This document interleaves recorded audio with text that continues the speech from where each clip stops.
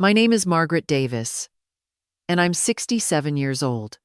I live alone in a modest but cozy house just outside of Eugene, Oregon, the same home my late husband and I shared for over 4 decades. Jacob passed away 6 years ago, and though the grief has softened with time, there are still mornings when I catch myself reaching across the bed, expecting to find him there. He was a good man, steady, kind, and fiercely protective of me. Since his passing, I've done my best to stay active and engaged, filling my days with gardening, church activities, and an occasional book club meeting at the local library. Life has been quiet, simple, and steady until the wedding. My granddaughter Emily, my daughter Laura's only daughter, is getting married. She's always been a bright spark in my life, full of laughter and ambition. When she told me about the engagement to her fiancé, Kyle, I was thrilled. I offered, without hesitation, to cover the cost of the wedding. "This is your special day," I told her, "and I want it to be beautiful." I wrote the checks for the venue, the catering, the flowers, the dress with a joyful heart. After all, that's what families do for one another, isn't it? But in truth, this wasn't the first time I'd stepped in financially. Over the years, Laura and her husband Greg have leaned on me often sometimes for small things, like helping with the kids' school trips or covering car repairs, and other times for more extravagant requests, like redoing their kitchen or paying off credit card debt. I never said no. I wanted to be helpful, to keep the peace. Jacob always said I had a generous spirit, and I suppose that's true. But lately, I've started to wonder if generosity and being taken for granted sometimes look too much alike. Emily's wedding seemed like the perfect chance to feel close to my family again. I imagined the big day laughing with loved ones, seeing Emily walk down the aisle in her gown, feeling Jacob's presence in spirit as our family gathered in celebration. I hoped it might be one of those rare occasions where love outshines tension, and everyone remembers what really matters. I even picked out a soft lavender dress. Jacob always liked me in pastels, and had my hair styled the way he used to admire. "You look beautiful, Margaret," I whispered to my reflection the morning of the wedding, imagining him saying it, just as he used to. I had no idea that the day I'd dreamed of so fondly would become the moment that shattered my illusions. I thought I was part of a family that valued love and respect. What I discovered instead on what was supposed to be a joyful day was that I had become little more than a line item on someone else's budget. But I'm getting ahead of myself. Let me take you back to where it all began at the wedding reception, when I saw the name tag. The wedding ceremony itself was beautiful, everything a grandmother could hope for. Emily looked radiant in her white gown, her eyes shimmering with excitement as she walked down the aisle. There were flowers in soft blush and ivory, sunlight filtering through the stained glass windows, and the faint sound of a string quartet playing as she and Kyle exchanged vows. I sat in the front pew, tears welling in my eyes, not just because of the moment, but because I truly believed I had helped make it possible.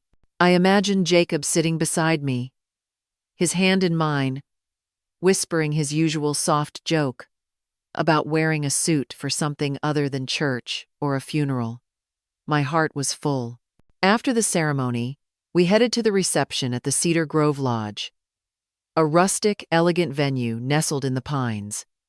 I had chosen it myself when Emily couldn't decide. I remembered how she lit up when she saw the gardens there, and I knew it would be perfect. I felt proud that I could give her this memory, this start to married life, without her or Laura having to worry about the cost. I never asked for recognition. I never wanted a spotlight. All I hoped for was a quiet seat at the table and a few warm thank yous. That's when it happened. At the entrance to the ballroom, a young woman with a headset and clipboard greeted me. "Mrs. Davis, so glad you could make it," she said cheerfully. "Here's your name tag and table assignment." She handed me a small white card with elegant gold lettering. I took it with a smile, expecting it to say something like, Margaret Davis, grandmother of the bride. But as I glanced down, my smile froze. The tag read, the old lady who paid for everything. For a long second, I just stared at it, convinced I had read it wrong. Surely it was a mistake, some kind of mix-up or a cruel joke from the print shop. But the lettering was clearly intentional. The script too practiced. My hand trembled. The room felt suddenly colder. The noise of the arriving guests muffled around me. Is something wrong? The young woman asked, tilting her head in concern. I forced a tight smile.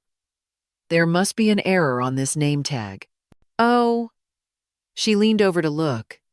Her eyebrows shot up. Oh my gosh. I am so sorry. Let me check if there's another one. I hesitated. I didn't want to draw attention. It's fine. I lied.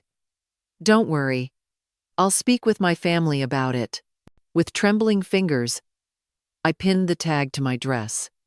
Each step toward the ballroom felt heavier than the last. A few guests glanced at me as I passed. I told myself they hadn't read it. Or if they had, they didn't think twice. But even so, I felt exposed like a punchline on a bad joke. I made it to my table, sat down, and sipped water as I tried to steady my nerves. Why would anyone write this? Had Emily seen it? Had Laura approved it?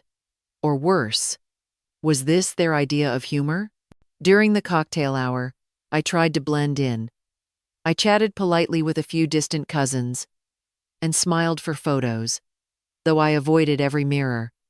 But then, as I passed by the bar, I heard it. Did you see the grandma's name tag?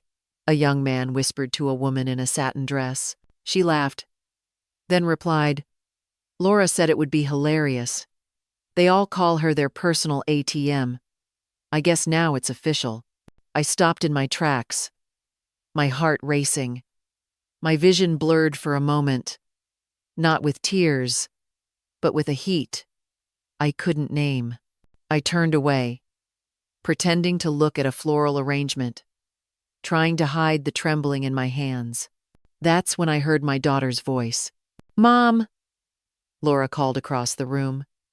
Come over here and meet the Petersons. Greg plays golf with them sometimes. I pasted on another smile and walked over.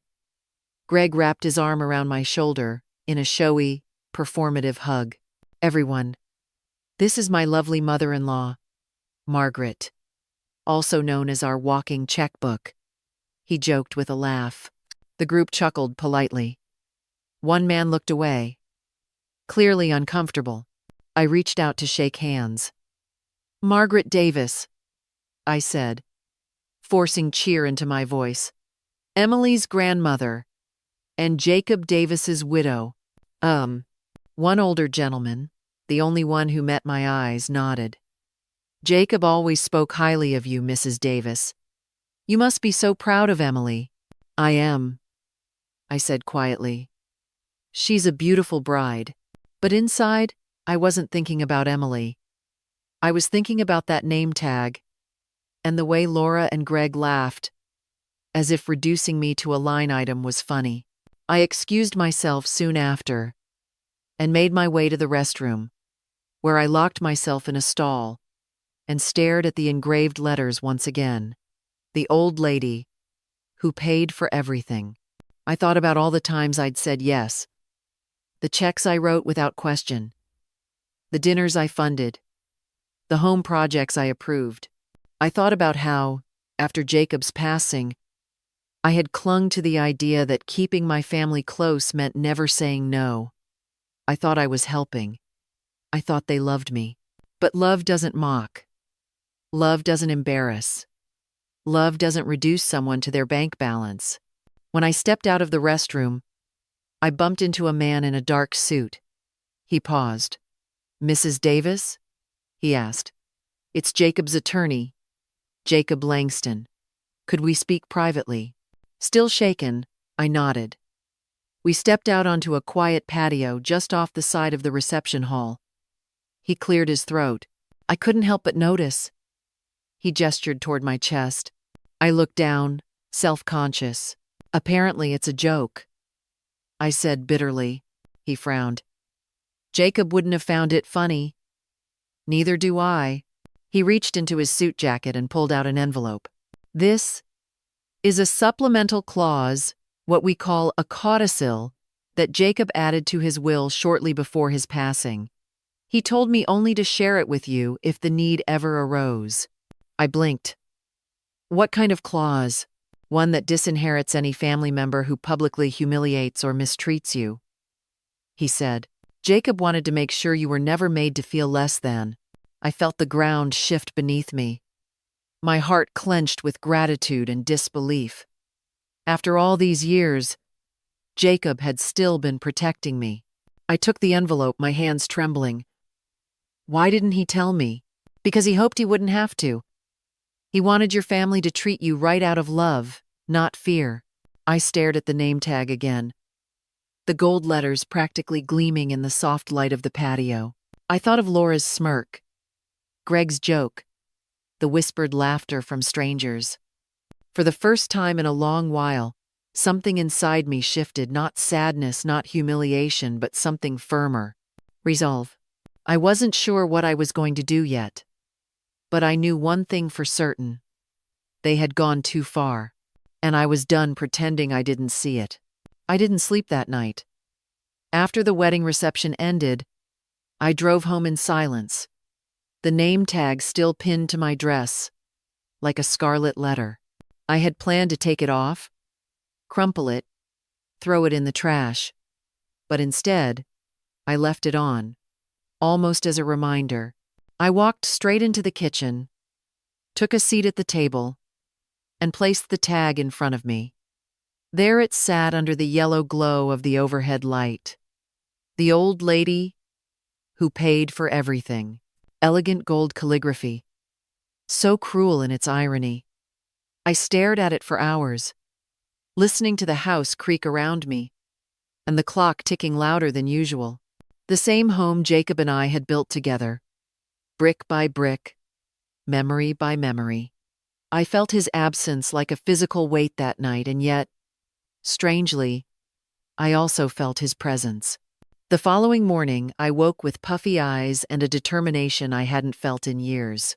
I brewed coffee, skipped my usual morning walk, and went straight to the office to retrieve a box Jacob had always told me to keep safe. It was a sturdy black file box with a silver lock, stored neatly in our hallway closet. Inside were tax records, property deeds, old photographs, and carefully labeled folders. At the bottom, I found an envelope marked private, only to be opened if absolutely necessary. The handwriting was unmistakably Jacob's, sharp, methodical, confident. But that wasn't the envelope Jacob Langston, the attorney, had given me the night before. That one was still in my purse. I took both to the kitchen, laid them on the table beside the now infamous name tag, and sat down. I opened Langston's envelope first. Slowly, deliberately, my fingers shaky but my heart steady. Inside was the legal document Jacob had added quietly to his will, what he had called a codicil. The language was formal and exact, but the message couldn't have been clearer. In the event that any descendant or family member publicly humiliates, disrespects, or attempts to exert undue influence over my wife, Margaret Davis, they shall forfeit their entire share of my estate. This clause shall remain valid throughout Margaret's lifetime, and may be enacted at her sole discretion. I read it twice, then a third time. Then I cried, not because of the money, not because of the legal power it gave me, but because Jacob had loved me that much. He knew, somehow, deep down, he had seen what I had refused to admit, that after his death, there was a risk I would be left vulnerable, not just emotionally, but financially, and rather than lecture me, rather than control me, he had quietly placed this shield in my hands. He had trusted me to decide when and how to use it. He hadn't wanted our children to behave out of fear, but out of love. And now, after all this time, he had spoken again, not through words, but through this final act of protection. I opened the second envelope, the one from our file box. Inside was a letter. My dearest Margaret, if you're reading this, then something has happened to cause you pain. I want you to know that I always believed in your kindness, your strength, and your ability to see the good in people even when they don't deserve it. But just in case, I left you a safeguard. Use it only if you feel disrespected or diminished. Not because of pride, but because you deserve better. You always have. I love you. I always will. Protect yourself. And live the rest of your life with joy, not obligation. Jacob. By the time I finished reading, the tears were streaming down my face and onto the paper. I pressed the letter to my heart and whispered aloud, "Thank you." It felt like he was right there beside me. Once the emotion passed, a wave of clarity settled in. I made a cup of tea and sat back down at the table, this time with a notebook. I began to write, not a legal plan, not a confrontation, but a record. I made a list of every financial gift I had given since Jacob's death.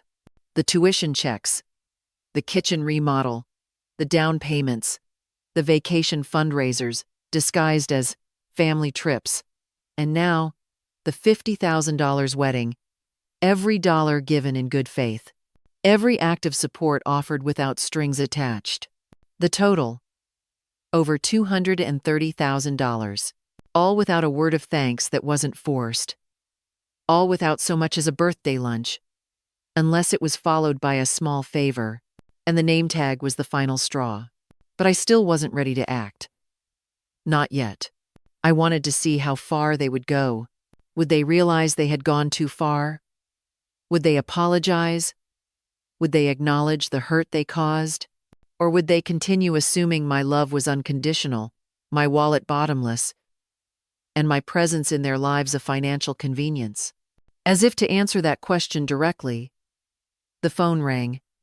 I didn't check the caller ID. I didn't have to. "Mom?" Laura's voice poured through the line. Sugar, sweet, and calculated. "Are you home?" "Yes." "Good." Emily and Kyle were just raving about the wedding. It turned out amazing, didn't it? It did. She was a beautiful bride. I'm glad you think so. And listen, I wanted to thank you again for everything. We couldn't have done it without you. Seriously. There it was, that syrupy tone. The setup. I said nothing. "Actually," she continued, "there's one more thing. Kyle's parents were supposed to pay for the honeymoon, but there's been a setback. His father's business had a rough quarter and, well, Emily's really disappointed. They were hoping for a 2-week stay in the Maldives. The resort has a sale ending tomorrow. We were wondering if you might be willing to cover it." I didn't respond immediately. I told them I'd ask, of course. And Greg and I are happy to contribute. But, well, you know, with everything else we've spent, I stopped her. "I'll think about it." There was a pause, dead silence on the line. I had never said that before. I had always just agreed. "Oh, well, okay," she said, her voice faltering. "We'll need to book soon, so let us know by tomorrow." "I understand." After hanging up, I stared out the kitchen window at the garden Jacob and I had planted together. It had gone untended these last few years, like parts of myself I'd forgotten. But something inside me was shifting. I wasn't ready to declare war, but I was ready to stop pretending. I wasn't just a grandmother. I wasn't just a bank account. I was Margaret Davis. And I was Jacob Davis's wife. And for the first time, in a long time, I was starting to remember what that meant. The house was unusually quiet that morning, as if it too sensed the shift happening inside me. I sat on the living room floor, surrounded by folders, bank statements, canceled checks, and old receipts that I hadn't touched in years. The black file box, Jacob's old companion for all things financial, was now wide open beside me. It was strange how these pieces of paper, so sterile on their own, could suddenly come alive with meaning. Each check was a memory, each transfer a moment. I'd thought I was doing the right thing, but seen together, they painted a very different picture, one of slow erosion, not of my finances, but of my place in the family. It started, I now realized, less than 6 months after Jacob passed away. I remember that night with painful clarity. Laura and Greg had invited me to dinner, saying they just wanted to check in, to see how I was doing. I was touched. They were never the warmest, but I figured grief had softened them. Laura poured my wine. Greg complimented the roast, and we even shared some laughs, remembering Jacob's dry wit and terrible dancing. I remember thinking how nice it felt to be wanted, to be part of something again. Then came dessert. "Mom," Laura had said gently, refilling my glass. "Greg and I have been thinking about remodeling the kitchen. Nothing huge, just new appliances, countertops, a more open layout." "That sounds lovely," I said, smiling. "You've always wanted a more functional space." "Well, the thing is," Greg added smoothly, "we're a bit stretched right now.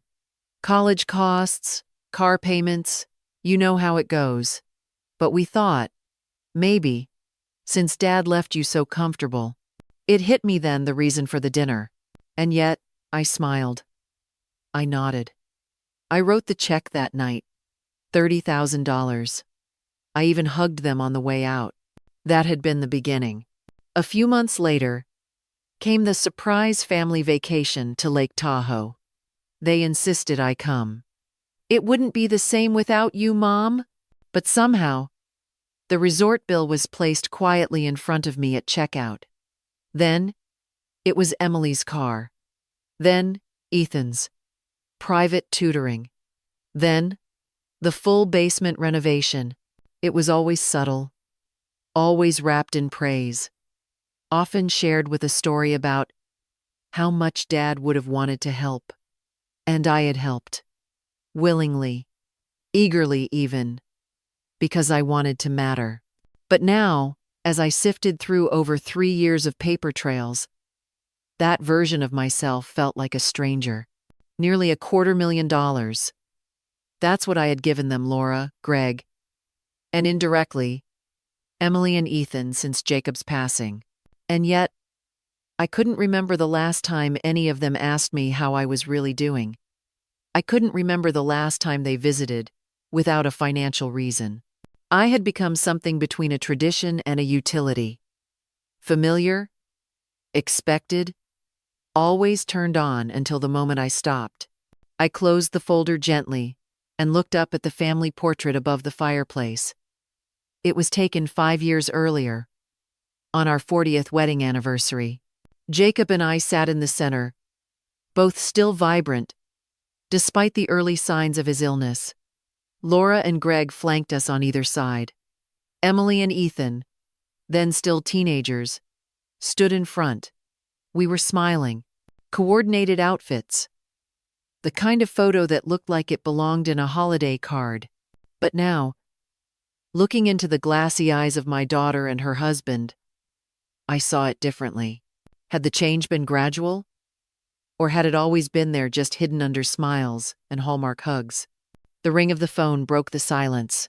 I reached for it instinctively, still halfway in the past. "Hello? Mom, I've been trying your cell all morning. Are you home?" It was Laura. Her voice was syrupy smooth, as always. "Yes," I replied. "I'm here. I just wanted to say thank you again for everything yesterday. Wasn't the wedding perfect?" Emily and Kyle were over the moon. It was lovely," I said, my tone flat. "Well," she continued, "I also wanted to talk about something.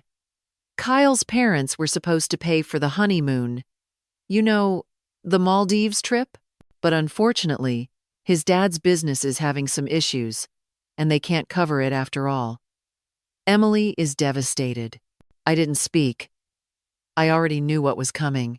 So, we were wondering, she said, drawing out the words as if painting them delicately. Would you consider stepping in? They've already picked the resort and dates, and they'll lose the discount if they don't book by tomorrow. Greg and I are pitching in what we can, but with everything else we've handled. With everything they handled? The irony was sharp. I'll think about it, I said. There was silence on the line. Heavy, confused silence. Oh, she said, caught off guard. Okay. Well, we just need to confirm soon. Let me know. I will. After I hung up, I stood for a long time by the window, watching the wind ripple through Jacob's garden. The roses were coming back after years of neglect. I'd barely touched them since the funeral. Now, their slow bloom felt like a metaphor I hadn't noticed before, growth returning after grief, color seeping into the corners of my life that had gone gray. Jacob had warned me about Greg once, years ago. He's charming when he wants to be, he said, trimming the hedge one Saturday. But he sees money as a solution for everything. And if he ever senses you're an easy source, he won't stop asking. I had waved him off then. Said he was being too hard. Said he was overprotective. But Jacob wasn't wrong. And now I was seeing things clearly. The calls, the dinners, the celebrations, they weren't built on love or connection. They were transactions. I was being managed, treated like an asset, not a mother. A walking wallet, as they joked at the wedding. That was the most painful part, not the money, not even the betrayal, but the realization that they didn't even see me anymore. They saw my house, my checkbook, my inheritance. They saw a symbol of what they could gain, not a woman who'd given her whole life to them.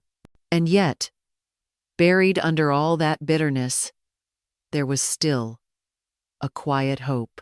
Because while Laura and Greg had disappointed me, while Emily's silence hurt and Greg's entitlement stung, there was one person I wasn't ready to give up on.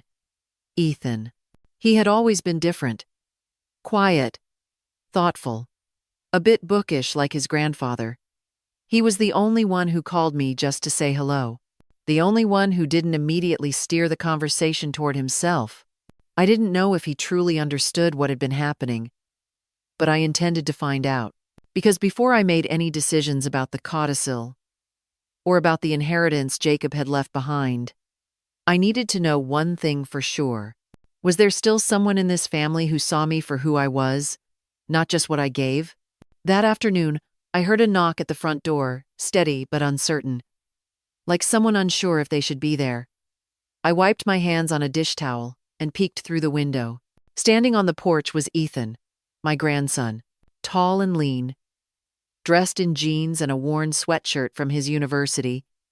He shifted from foot to foot, glancing down at the step as if rehearsing what he might say. The sight of him stirred something warm in me, something hopeful that I hadn't felt in days. I opened the door. "Grandma," he said, offering a nervous smile. "Are you okay?" I hesitated, then stepped back to let him in. "Come on in, sweetheart. I was just putting the kettle on." 1. He walked inside, his familiar scent of laundry detergent and that faint bookstore smell clinging to his clothes. There was something deeply comforting in his presence. Jacob would have called him the good one, and I suspected he'd have been right. I led him to the kitchen and gestured for him to sit at the table while I pulled down 2 mugs. "I've been texting you," Ethan said gently. "After the wedding, I don't know, just worried, I guess. You didn't seem like yourself." I gave him a soft smile and poured the water over the tea bags. "I've been thinking. A lot." He looked at me, hesitating for a moment before speaking. I wanted to say, "I'm sorry, Grandma." I turned, surprised. For what? For everything, he said quietly. For what happened at the wedding. For the way people talked about you. For that awful name tag. My hand paused as I reached for the sugar jar. You noticed? Of course I noticed, he said, his voice cracking slightly. So did half the room.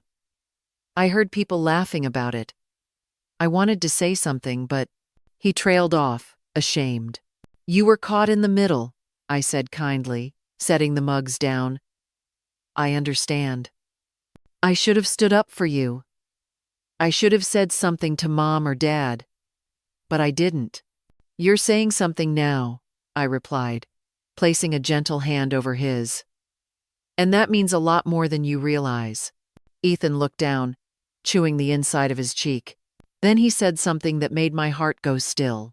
Grandma, I don't think they respect you. I think they think they're entitled to your money, to everything you have. I studied him for a moment. What makes you say that? He hesitated. Because I've heard them talk. When they think I'm not listening. Last week, Dad was on the phone with Mom, and I overheard them talking about the house. About you living here alone. He said it was time to help you downsize. That he had a realtor friend who could get a great offer. He talked about turning this place into a rental property. I sat back in my chair, the tea forgotten. I stared at the cabinets Jacob had built himself. The small nicks on the kitchen table from years of holiday meals, craft projects, and family laughter. My home. My memories. And now, apparently, part of someone else's investment strategy. They want to move me out. I said softly, more to myself than to him. Ethan nodded. They say it's for your safety. That it would be more manageable.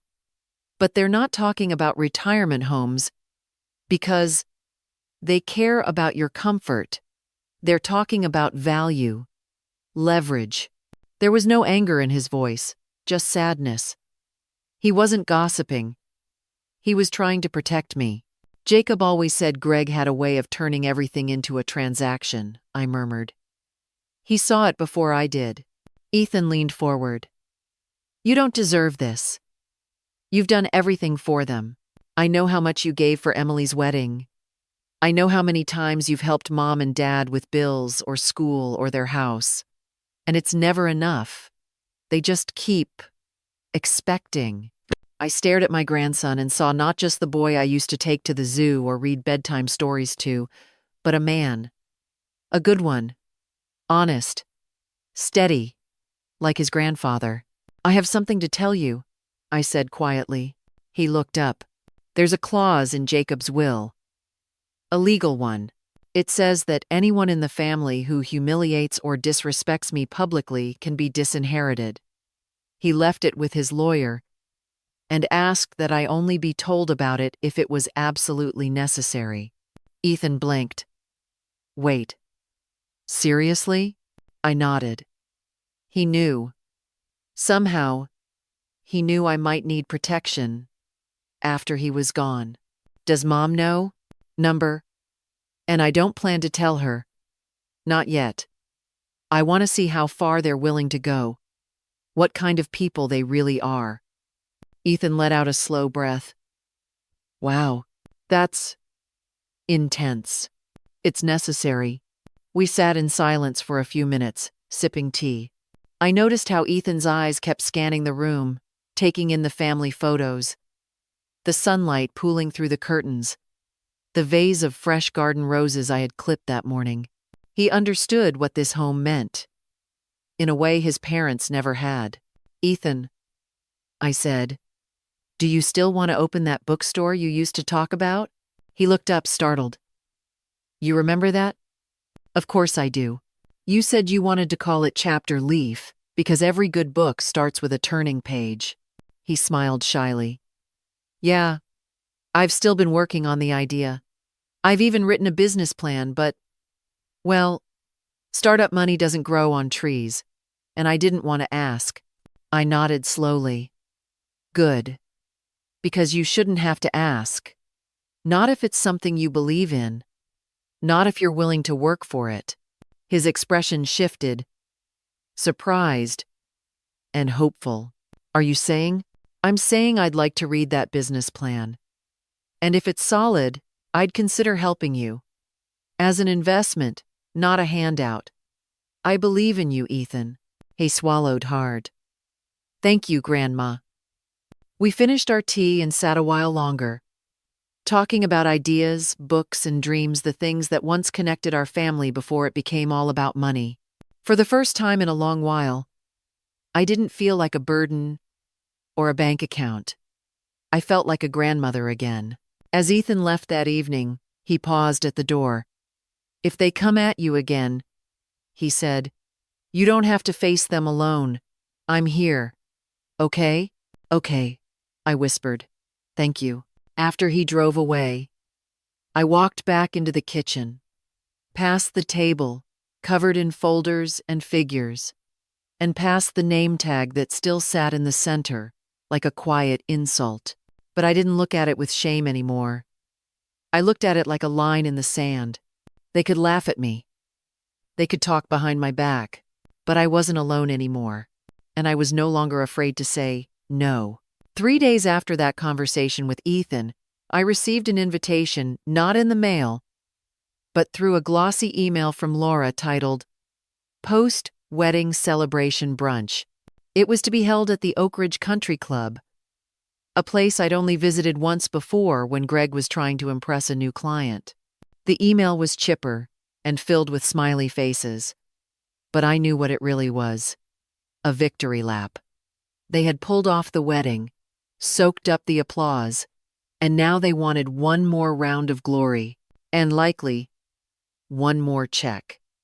I stared at the screen for a long moment. I could have declined. I could have deleted it and gone about my morning, but something told me I needed to be there, not to celebrate, but to observe. I wanted to know whether the name tag was a one-time misstep, or the latest in a long pattern I had refused to admit. I arrived at the brunch alone, wearing a simple cream pantsuit Jacob had always liked. I'd paired it with a delicate gold pin he gave me for our 30th anniversary and a soft pink lipstick I hadn't worn since before his funeral. I didn't walk in meekly. I walked in tall, straight-backed, ready. Mom, over here! Laura called from the head table, waving her champagne glass. She wore a new designer dress, tight-fitting, boldly colored, and likely expensive. Greg stood beside her, chatting with some couple I didn't recognize. Emily and Kyle were a few tables over, chatting with guests, and Ethan gave me a subtle wave from the back of the room. I made my way to the head table, where a seat had been reserved for me, oddly placed between Kyle's parents, whom I barely knew, rather than next to my own grandchildren. I sat down without comment and poured myself a glass of water. Laura stood and tapped her glass with a fork. Everyone, can I have your attention? I just want to thank you all again for making Emily and Kyle's big day so magical. And of course, we have a very special person to thank for all of it. She turned toward me with a gleaming smile. Grandma Margaret, who made it all possible. There was polite applause. I nodded slightly. But wait, Laura continued, her smile tightening. We have some exciting news. Grandma has also decided to fund Emily and Kyle's dream honeymoon to the Maldives. Applause again. Louder this time. I felt the blood rush to my ears. My coffee cup paused halfway to my lips. This was it. I set the cup down, slowly and deliberately. This is the first I'm hearing of that, I said, my voice clear and calm. The room went still. Emily's smile faltered. Kyle looked down at his plate. Laura blinked, obviously stunned I had contradicted her. Well, we talked about it on the phone, she said, laughing awkwardly. You said you'd think about it. I did, I replied. And I'm still thinking. There was a silence that stretched far too long. Greg leaned over, his voice low but carrying. Mom, don't make a scene. We've already told them they can book it. I turned and looked at him. I don't recall giving either of you permission to speak for my money. Seriously? He hissed under his breath. You're going to embarrass us like this? No, I said, picking up my napkin and folding it neatly. You've already done that yourselves. I stood. Emily Kyle, I said, meeting their stunned eyes. I wish you a wonderful honeymoon. If you'd like help paying for it, I'd be happy to contribute privately and within reason, but I will not be shamed, coerced, or volunteered into funding a luxury vacation I wasn't consulted about. The silence was total. You could have heard a pin drop. Greg's face flushed. Laura's lips were drawn tight. I think I've had enough brunch for one day, I added, gently placing my napkin on the table. If anyone would like to speak to me without assuming I'm their bank account, my door remains open. And with that, I turned to leave. Grandma, wait! Ethan stood, weaving through the tables to catch up to me. I'll walk you out. We stepped into the lobby, the echo of stunned whispers following behind us. You okay? He asked. I took a deep breath. Better than I've been in years. He smiled. That was amazing. No, I said softly. That was necessary. That night I didn't cry. I didn't question whether I had been too harsh. I didn't relive the moment over and over, wondering if I should have just kept the peace. Because for the first time in a long while, I hadn't let someone else decide what I owed them. The next evening, I sat at my kitchen table, sipping peppermint tea when the doorbell rang. Through the peephole, I saw Greg's car in the driveway. A moment later, Richard, red-faced and stiff, stepped into the light. I opened the door and stood in the threshold. We need to talk, he said, pushing past me before I could invite him in. I followed him into the living room, my pulse steady. What was that at brunch? He barked, pacing like a caged dog. You humiliated us. You made us look like idiots. You did that to yourselves, I said, sitting in Jacob's old armchair. You've been poisoning Ethan against us, he snapped. Ethan's capable of forming his own opinions, I replied. Maybe it's time you respected that. He turned on me, his tone suddenly pleading. Mom, look. You're not getting any younger. You've always relied on Dad and then on me to handle the big stuff. Finances, property, decisions. We're just trying to help. It's time you think about downsizing. About your future. About the family's future. My future is my own to decide, I said coolly. And I've made my decision. You're seriously cutting us off over a stupid name tag and a misunderstanding? No, I said, rising. I'm not cutting you off. I'm stepping back in. He blinked. What does that mean? It means from now on, I control what I give, when I give, and to whom. If you want something from me, you'll have to ask for it with respect and without assumption. You can't do this, he said, voice rising. Dad would be ashamed of you. It was in that moment I saw the fury in his face, the realization that he was no longer in control. No, Richard, I said softly. Dad would be proud. He stormed out without another word. When the door slammed behind him, I leaned against it and let out a long breath. My hands shook slightly, not from fear, but from the release of years of silence. The next morning, I called Jacob Langston. It's time, I said. I need to know everything Jacob left. The codicil, the full estate, and I need to talk about updating my will. His voice was warm. Come in today. I've been waiting for your call. As I hung up, I felt something shift again inside me, not just resolve, but peace. a kind of quiet strength I didn't know I still possessed. This wasn't about revenge. It was about restoration. Not to who I used to be, but to who I was always meant to become. The morning after my meeting with Jacob Langston, I stood in the center of my living room with a strange mixture of nerves and clarity. The legal conversation had been sobering, but empowering. Jacob had done more than I ever realized in the years before his death, meticulously protecting me, not only with the codicil, but with a financial plan that ensured I would never need to depend on anyone.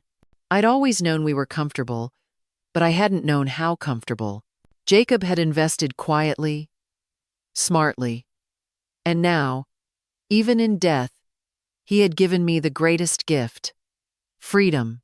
I spent that afternoon not answering the phone. Laura called twice. Greg once. I let all the calls go to voicemail. The old me would have picked up on the first ring, heart pounding, nerves bracing for the next favor cloaked in concern. But that Margaret was gone. She had spent years equating peace with submission, generosity with silence, and family with obligation. I had mistaken being needed for being loved. And now, in the stillness of my home, I finally understood the difference. I opened a blank journal and began writing not about numbers or legal terms, but about joy. I made a list. Things I used to love. Near the top were simple pleasures I'd let slip through my fingers: painting, gardening, baking bread, reading historical novels, taking walks in the rain with no destination, calling old friends just to talk, not to cry. Then I turned to a second page. People who make me feel like myself. The list was shorter, but it included Ethan. Later that week, I called him. "Ethan," I said, "I want to meet. Not for tea, for something more important." He showed up with a messenger bag full of binders and a hopeful look in his eyes. We sat at the kitchen table, yes, the same one Greg had once said needed to be replaced with something more modern, and reviewed his business plan for Chapter Leaf, the independent bookstore he'd dreamed of since college. It was solid, well thought out. Market research, community engagement ideas, a modest cafe with local coffee, a focus on hosting literacy programs, and weekend events for children. He had a heart, and he had a brain. "I want to fund this," I said, closing the binder and meeting his eyes. "Grandma," he started, clearly overwhelmed. "I'm not giving it to you. I'm investing in it. This isn't a handout. This is me believing in you, the way your grandfather would have." Tears welled in his eyes. "I won't let you down." I know. In the following days, I began making other changes too. Small at first, fresh flowers in every room, new curtains for the living room, restocking my art supplies. I registered for a community watercolor class and a digital painting course for seniors. I met a friend for lunch, someone I hadn't seen since Jacob's funeral. We talked for 3 hours and promised to do it again. And we did. Then came the painting. I set up a small corner studio in the sunroom and began every morning with color. Watercolor, acrylic, pastels. It didn't matter. I let the brushes speak for me. At first, my hands were unsure, but eventually, the memories came back. How Jacob used to peek over my shoulder and say, "That sky's missing one more cloud." Or how I'd mix colors while he read the paper beside me. After a few weeks, I took some of my best pieces to the community center's art fair. I wasn't expecting much, but 2 sold. A third was requested as a commission. I laughed all the way home that evening, feeling lighter than I had in years. Meanwhile, the silence from Laura and Greg began to stretch. At first, it was polite distance. Then came the texts, coated in fake sweetness. "Hi, Mom. Just wondering if you're okay. Haven't heard from you in a bit. We should have dinner." Emily and Kyle are trying to save for a down payment. Just thought I'd loop you in, no pressure. I didn't reply. I had nothing left to give them, not because I was bitter, but because they had never truly accepted what I had already given. My silence became its own kind of answer. 6 weeks after I invested in Ethan's bookstore, we signed the lease for a charming 2-story Victorian downtown. The ground floor would house Chapter Leaf, and the upstairs would be renovated into a small apartment to be used as part of a writer-in-residence program. Ethan's idea. My support. He insisted I be part of every step. Picking the paint colors, choosing the coffee vendor, designing a mural for the children's reading nook.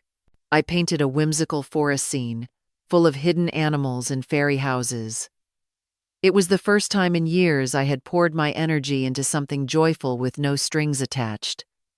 People smiled when they saw it. I smiled when I created it. One Saturday afternoon, as we unpacked new arrivals onto the shelves, Ethan looked over and said, "You know, Grandpa would have loved this place." "I think he already does," I replied, and I meant it. Emily reached out not long after. Not with a favor, not with an excuse, just a letter. A handwritten one. She wrote about how embarrassed she had felt at the brunch, about how she realized, far too late, that she had stood by while others diminished me. She didn't make promises. She didn't ask for money. She simply said, "I want to know you, not your wallet. I miss my grandmother." It wasn't everything, but it was a start. We met for coffee. Then lunch. She asked about Jacob, about the garden. She brought her newborn daughter to visit and introduced me to Roberta Margaret. I cried in the hospital hallway. "I didn't know how to say thank you," she whispered, "so I chose to honor both of you." I hugged her tighter than I had in years.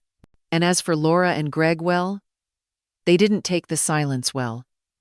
The polite texts turned sharp, accusatory, entitled. Eventually, when they realized I wasn't biting, the anger simmered into distance. They moved to Florida. Greg had a job offer there, one I suspect he had been lining up in case the inheritance didn't come through. I received a brief email about their relocation. No forwarding address. That was fine with me, because life, as it turns out, goes on. Not with grand announcements or dramatic turns, but in quiet mornings, in the smell of coffee and paint, in bookshelves, waiting to be filled, in a baby named Roberta, cooing in your arms. For so long, I had measured my value by what I could provide. Now, I measured it by how fully I could live. I wasn't anyone's backup plan. I wasn't their retirement fund. I wasn't the old lady who paid for everything. I was Margaret Davis, and I was just getting started. 1 year later, I stood at the entrance of Chapter Leaf, the little bookstore that had grown from a dream into something far more meaningful. Morning sunlight streamed through the large bay windows, casting soft light over the rows of carefully arranged books, cozy reading nooks, and the soft scent of fresh pastries drifting from the cafe in the corner. I took a moment to breathe it in the atmosphere. The peace, the sense of purpose that filled the air. The walls were decorated with local art, including the forest mural I had painted for the children's section, where twice a week I read stories aloud to neighborhood kids who now called me Miss Margaret. I wasn't just a grandmother anymore. I was part of a community again, living in color, not in shadows. The door chimed as it opened, and in stepped Emily, cradling a baby wrapped in a soft yellow blanket. "Grandma," she called softly, "I didn't know you'd be here today." And I smiled and walked over, my heart swelling as I gazed down at the cooing baby in her arms. "And who's this beautiful girl?" I asked, though I already knew. "Roberta Margaret," Emily said, her voice catching with emotion. "We call her Robbie." My hands trembled slightly as I reached out, and gently touched the baby's tiny hand. She blinked up at me, utterly unaware of the legacy her name carried. And in that moment, I felt Jacob's presence, strong, quiet, protective, watching over us. Emily and I had rebuilt our relationship, brick by honest brick. She hadn't defended me at the wedding, but she had made amends the right way with time, humility, and sincerity. Her husband, Kyle, had proven to be a steadying force, encouraging her to form her own views, separate from the entitlement that had once clouded our family. They didn't ask me for money, they asked me for stories, for recipes, for advice about baby sleep schedules, and which roses grew best in partial sun. As we sat near the front window, sipping coffee brought over by Ethan's girlfriend Emma, we watched Ethan emerge from the back with a stack of newly arrived books. He spotted us and smiled. "Perfect timing," he said. "I've been working on something I want to show you both." He launched into an idea about expanding Chapter Leaf's community programs, literacy tutoring, teen writing workshops, author visits. As he spoke, I felt a deep, abiding pride, not because I had funded this dream, but because I had chosen wisely where to place my love and it had returned tenfold. For the first time in years, I was exactly where I belonged. Not out of duty, not out of guilt, but by choice. Surrounded by people who saw me not as a resource, but as a person, a mother, a grandmother, a woman with boundaries, a voice, and a story worth telling. And as baby Robbie gurgled in my arms, I knew the best chapters of my life weren't behind me. They were still being written. For much of my life, I believed that love meant giving my time, my energy, my money without question. I thought that by always saying yes, I was keeping my family close. But over time, I learned that unconditional giving without respect becomes permission for others to take without gratitude. The moment I was labeled the old lady who paid for everything, I realized I had allowed myself to be reduced to a wallet with a pulse. That realization didn't break me, it awakened me. I learned that love without boundaries isn't love at all. It's self-erasure. I began choosing myself, not out of bitterness, but out of clarity. I stopped answering every call. I started painting again. I reconnected with the people who saw me, not what I could offer. And in doing so, I discovered something powerful. You teach others how to treat you by how you treat yourself. You are not selfish for setting limits. You are not cold for saying no. You are worthy of respect, of peace, and of joy. And you don't have to sacrifice yourself to earn your place in anyone's life. Sometimes, the most loving thing you can do for them and for you is to finally stand up.